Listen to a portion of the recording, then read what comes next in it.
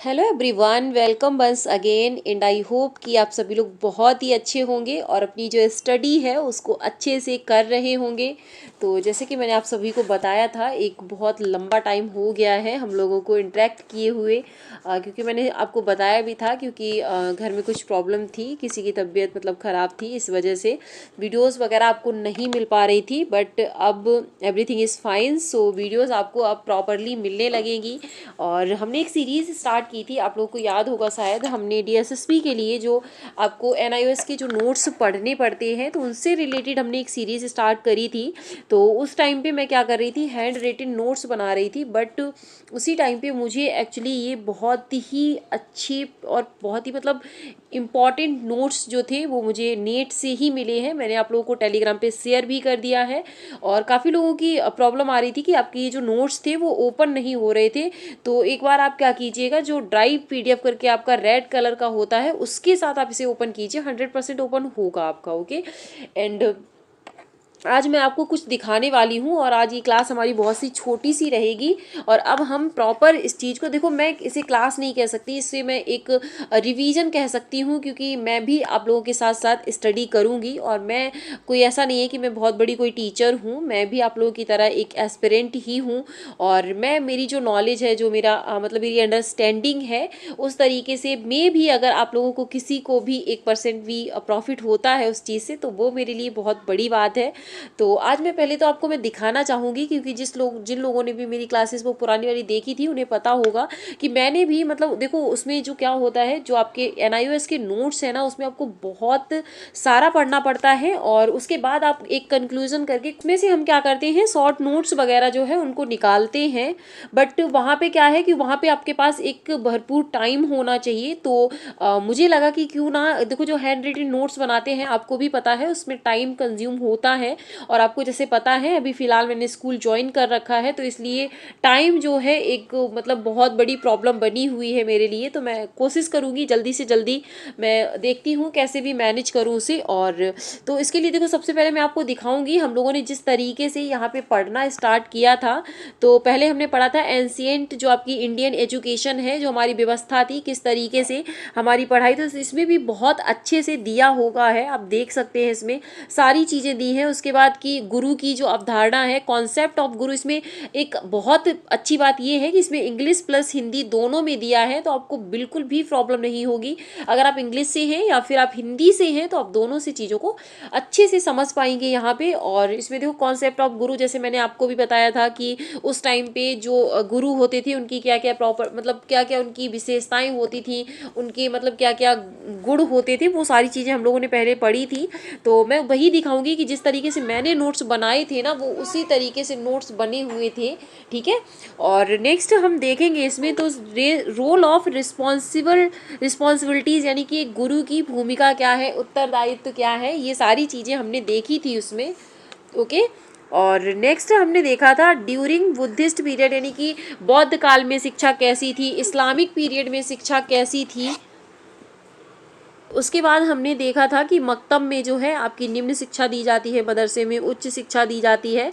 तो बहुत ही अच्छे नोट्स हैं और आपको जहाँ पे भी नहीं समझ में आएगा, मैं कोशिश करूँगी कि जिस चीज़ को मैं बहुत अच्छे से एक्सप्लेन कर पाऊँ, ताकि जो मतलब खुद से नहीं पढ़ पा रहे हैं या उन्हें कोई चीज़ समझ नहीं आ रही है, तो वो यहाँ पे उनकी जो थोड़ी बहुत जो उनकी मतलब डेफिनीशंस है वो क्लियर हो जाए, उन्हें चीज़ें अच्छे से समझ आ जाएँ। ओके। उसके बाद हमने देखो पढ़ा था क्या, चार्टर एक्ट पढ़ा था हमने, मैकालेज मिनट 1835 में आया था, हमने उसको भी पढ़ा था। वुड डिस्पैच आप लोगों को याद होगा शिक्षा का, मैग्ना कार्टा इसे कहते हैं, ये भी हमने पढ़ा था, इसकी जो भी विशेषताएं थी। हंटर कमीशन 1882 को हमने पढ़ा था। यूनिवर्सिटीज़ कमीशन भी पढ़ा था, सैडलर आयोग पढ़ा था, हरटोंग समिति पढ़ी थी। तो बहुत अच्छे से हमने ये सारी चीज़ें करी हैं उसमें। और उसके बाद जाकिर हुसैन जो कमेटी थी, वर्धा स्कीम जिनकी रिपोर्ट उसने दी थी, सार्जेंट योजना हमने पढ़ी थी यहाँ पे, और यहाँ पे देख पा रहे होंगे आप यहाँ पे। उसके बाद है आपका यूनिट 2 भी हमने कंप्लीट कर लिया था, हम लोग अपने यूनिट 3 पे पहुंच चुके थे। और अनुच्छेद 45 में ये कहा गया है कि राज्य सरकार की जिम्मेदारी होगी कि वह संविधान के लागू होने के 10 वर्षों के भीतर सभी बच्चों को 14 वर्ष की आयु प्राप्त करने तक मुफ्त एवं अनिवार्य शिक्षा प्रदान करे, जो कि आपका आरटीआई में लागू किया गया। उसके बाद राधा कृष्णन आयोग पढ़ा हमने, मुदालियर आयोग पढ़ा था, एनपीई जो भी तीनों थी वो हमने पढ़ी थी, कोठारी कमीशन पढ़ा था, है ना। यशपाल कमेटी, और उसके बाद हम लोग एनसीएफ तक पहुंच गए थे। और नेशनल पॉलिसी ऑफ एनपी 1986 हमने पढ़ी थी। उसके बाद जो है, एक सेकेंड सॉरी, उसके बाद इसका जो स्ट्रक्चर था, यानी कि जो आपका 10+2 का प्री प्राइमरी इतना होगा, लोअर प्राइमरी, अपर प्राइमरी, इस तरीके से इन्होंने जो बनाया था। उसके बाद हमने पढ़े थे guiding principles, application for elementary school curriculum, और एनसीएफ ये हमने पढ़ लिया था। उसके बाद हम यहाँ पे देखेंगे यूनिट 3 हम कल से स्टार्ट करेंगे, जिसमें कि आपका education as a fundamental right हम लोग पढ़ने वाले हैं बहुत अच्छे से। और आपका इसमें जो भी है मानवाधिकारों की घोषणा पत्र, इसको हम पढ़ेंगे। आर्टिकल 45 में क्या क्या है उसको देखेंगे। 86 जो आपका कॉन्स्टिट्यूशन अमेंडमेंट हुआ था 2002 में, उसको हम अच्छे से देखेंगे। और आरटीई को एक बार फिर से, इसमें बहुत अच्छे नोट्स हैं, मैं 100% श्योर हूँ इस चीज़ के लिए। तो कल से हम अपनी क्लास को कंटिन्यू करेंगे। और उसके बाद जो ब्लॉग वगैरह हैं देखती हूँ अगर कंटिन्यू हो पाते हैं, क्योंकि यार इतना मतलब टाइम बिल्कुल भी नहीं मिलता है शूट करने का, क्योंकि इतना काम हो जाता है कि मैं मतलब शूट करूँ या मैं काम करूँ तो मैं कंफ्यूज हो जाती हूँ इस चीज़ के लिए। इसलिए आपके ब्लॉग्स वगैरह हैं वो भी नहीं आ रहे। तो मुझे ये नोट्स बहुत अच्छे लगे हैं और मैंने भेज दिए हैं। आप लोग भी इनसे पढ़ते रहिए, आप इनसे अच्छा रिवीजन भी कर लेंगे और हम लोग आपस में कुछ इंटरेक्ट करेंगे। कुछ अगर आपको मतलब आप भी कमेंट करके बताएंगे तो कहीं ना कहीं आपकी चीज़ें भी उसमें क्लियर होंगी। ओके, तो ऐसे ही अपनी पढ़ाई अच्छे से करते रहिएगा। और सी-टेट का फॉर्म अगर आप लोगों ने नहीं भरा है तो ज़रूर भर दीजिए उसको, क्योंकि सी-टेट जो है मैं भी इस बार डालने वाली हूँ, क्योंकि इनका कुछ भी पता नहीं है ये कब कौन सी नए नए जो रूल्स लेके आ जाते हैं कुछ भी। और डीएसएस भी है आपकी, उसकी तैयारी हमारी चल ही रही है और देखते हैं जल्दी से ही नोटिफिकेशन वगैरह आ जाए। रही केवीएस के रिज़ल्ट की बात, तो वेट वेट वेट कर ही क्या सकते हैं हम लोग, बट ठीक है।